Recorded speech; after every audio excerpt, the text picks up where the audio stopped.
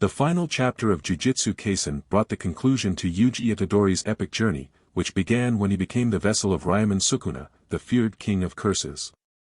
Throughout the series, we saw Yuji go through countless trials, making new allies and building lasting relationships, all while facing the harsh realities of death and the ephemerality of life. His evolution as a character was not limited to mastering his skills as a jujutsu sorcerer, but also to his growth as a human being, confronting deep philosophical questions about life, death, and fighting for what is right. Jujutsu Kaisen highlighted the flaws of an archaic and conservative system, with a jujutsu society rooted in traditions that condemned many young sorcerers to death or an even worse fate, psychological torture.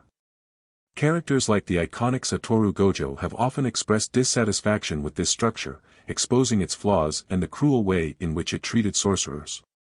Throughout the story, it became clear that Jujutsu society was in ruins, stuck in a mindset that destroyed those with great potential, like Yuji and Yuta, rather than helping them flourish.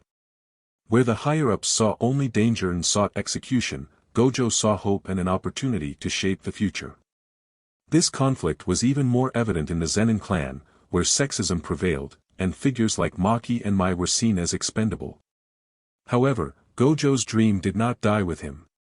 At the end of Jujutsu Kaisen, Yuji Itadori takes up his mentor's legacy, vowing to continue his vision of changing Jujutsu society for the better.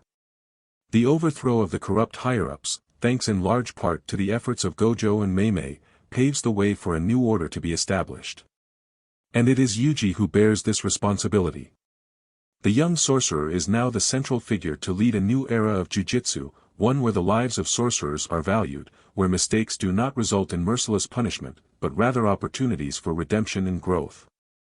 The manga's final scene features Yuji offering a helping hand to a fallen sorcerer, demonstrating his intention to lead with empathy and compassion. This new system is a stark contrast to the previous one, which saw sorcerers as disposable tools, ready to be punished for their mistakes without any chance of redemption. Now, the survivors of the war against Sukuna are stronger, ready to face any threat that may arise, and Yuji is determined to ensure that the next generation of sorcerers lives a better and more just life.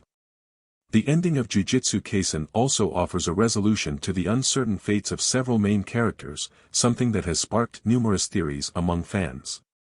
Satoru Gojo's sudden death in Chapter 236 left many devastated, and there was speculation that Gija Akutami might bring the character back through some trickery.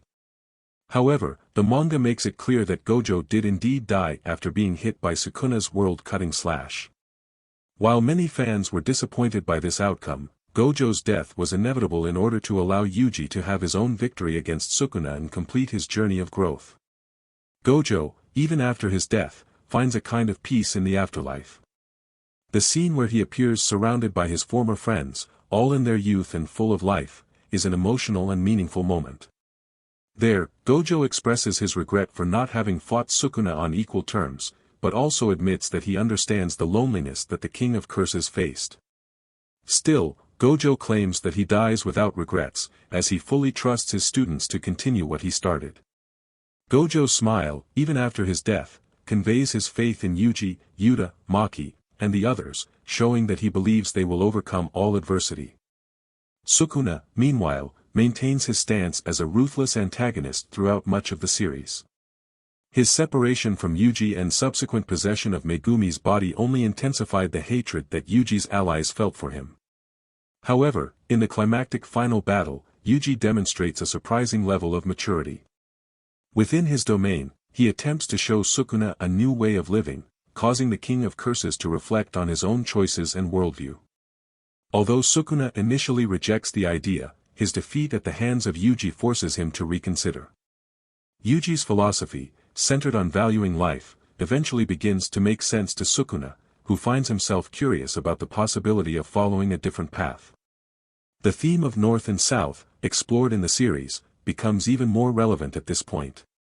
In Buddhism, going south is seen as remaining in the cycle of reincarnation, while going north is seen as re-entering life.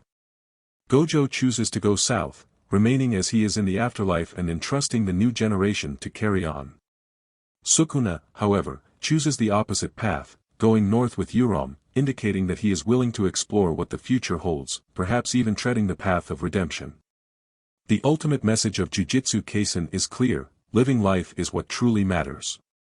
Yuji, who began the series seeing his life as a cog in a grand scheme, ends up understanding that each life has value and that there is no predetermined destiny for anyone.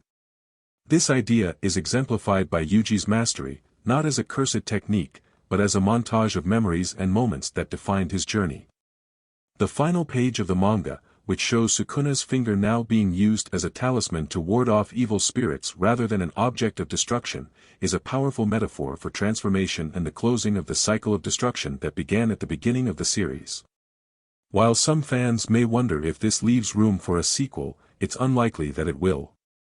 The story of Jujutsu Kaisen has concluded, with its characters stronger and ready to face whatever challenges the future holds for them.